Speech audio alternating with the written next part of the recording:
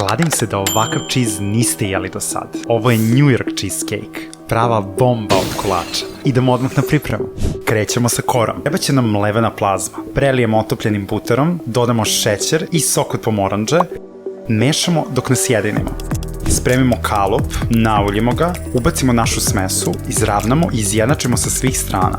Dno čaše ili šolje radi posao. Sada ide u rernu na 7 minuta. Ostavimo da se ohladi. Za to vreme u veću posudu dodajemo krem sir, zatim šećer i miksujemo dok sir ne omekša i dok se šećer ne razgradi. Sada ide kisela pavlaka i vanilin ekstrakt. Dodajemo 3 kašike brašna i 3 kašike gustina. Mutimo. Vreme je za jaja. Dodajemo ih parcijalno i mutimo dok ne sjedinimo. Spremno je. Prelijemo smesu preko naše kore.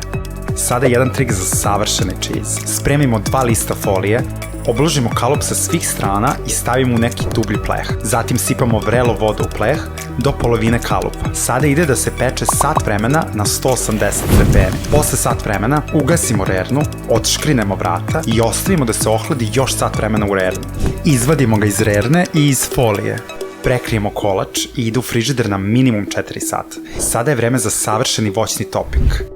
Dodajemo smrznuto voće po izboru, šećer i limunov sok. Promešamo, ostavimo da provri i kada je voće omekšalo, spreman je. A sada final touch za topping. Procedimo ga ili izblendiramo i dobili smo savršeni preliv za naš cheese. Sada je vreme da ga poslužimo. Oslobodimo ga iz kalupa i sečemo željeno parče. Prelijemo ga našim voćnim prelivom i uživamo u ovom savršenstvu. A sada jedan screenshot i uvek ćeš imati recept pri ruci. Uživajte!